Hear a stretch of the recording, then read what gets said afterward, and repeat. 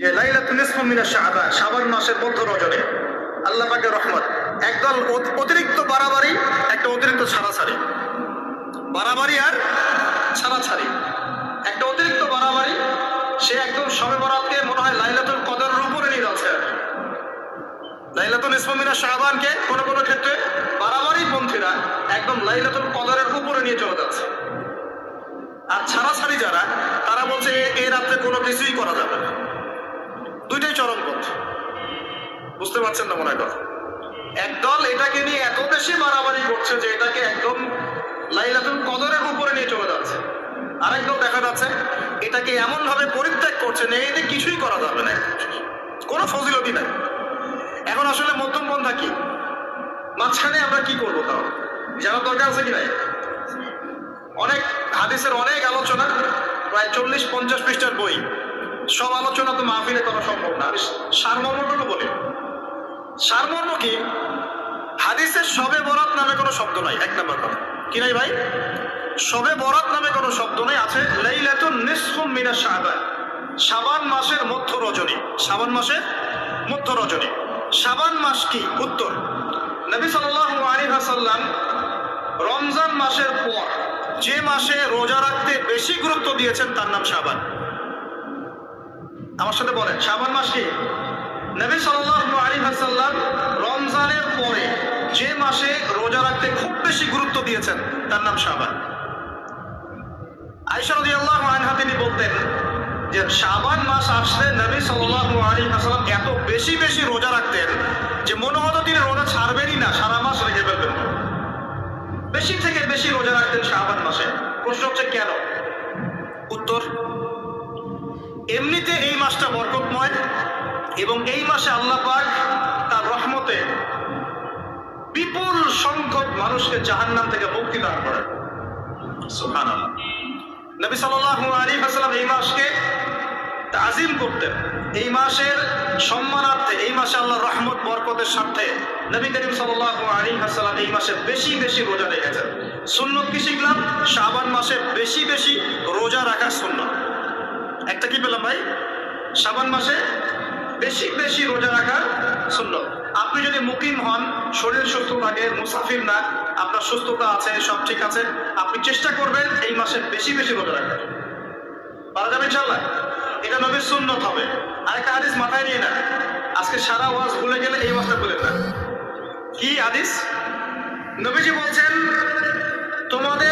তোমাদের সামনে, হে আমার সাহাবীরা, তোমাদের সামনে এমন একটা যুগ আসছে, ওই যুগে আমার সুন্নতকে ধরে রাখাটা হাতের মধ্যে আগুন ধরে রাখার মতো।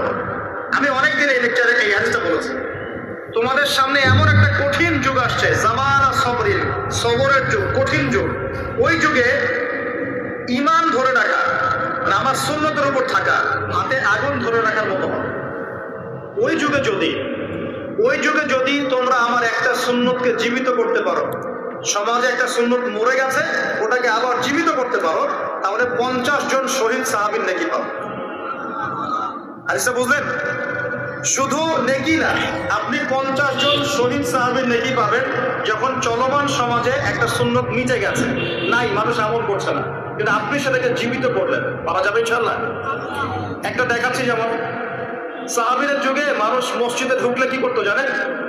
আগে 2 রাকাত নামাজ পড়তো। কি করতো? মসজিদে ঢুকেই, ওযু অবস্থায় মসজিদে ঢুকেই তারা বসতেন না। আগে 2 রাকাত নামাজ পড়তেন, দুখুলুল মসজিদ বা তাহিয়াতুল মসজিদ, তারপরে বসতেন। আর নবীজি বলেছেন কিয়ামতের আগে আগে এই দুখুলুল মসজিদ, তাহিয়াতুল মসজিদ, এই নামাজটা উঠে যাবে। উঠে যাচ্ছে না আস্তে? মসজিদে ঢুকলে মানুষ ধাপ করে বসে পড়ে, তাই না? মানুষ ভুলেই গেছে না সুন্নত।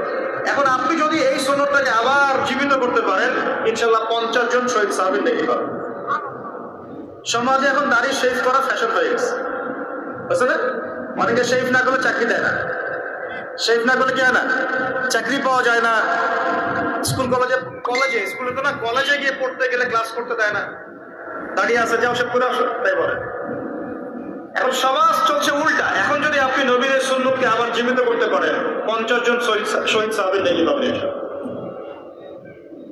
রাতে ঘুমানোর সময় একটা সুন্নত আছে, 33 বার সুবহানাল্লাহ, 33 বার আলহামদুলিল্লাহ, 34 বার কি আল্লাহু আকবার। বহু মানুষই পড়ে না।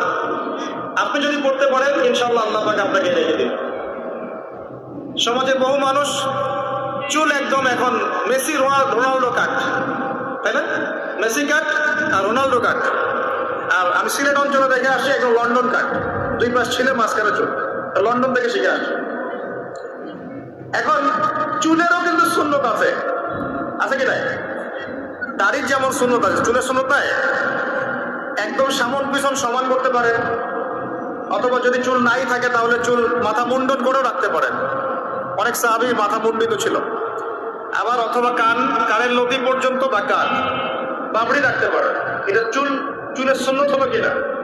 এখন সমাজের সব মানুষ এই সুন্নতটাকে ভুলে গেছে। আপনি সুন্নত মনে করে রেখেছেন, ইনশাল্লাহ আপনি নেকি পাবেন ইনশাআল্লাহ। এরকম অগণিত সুন্নত আছে, অগণিত, যেগুলো আমাদের সমাজ থেকে আস্তে আস্তে উঠে যাচ্ছে। আমি খুব দুঃখের সাথে বলছি, অনেক মসজিদে ফরজ নামাজ পড়ার পরে আমরা কি করি? একটা মোনাজাত করি,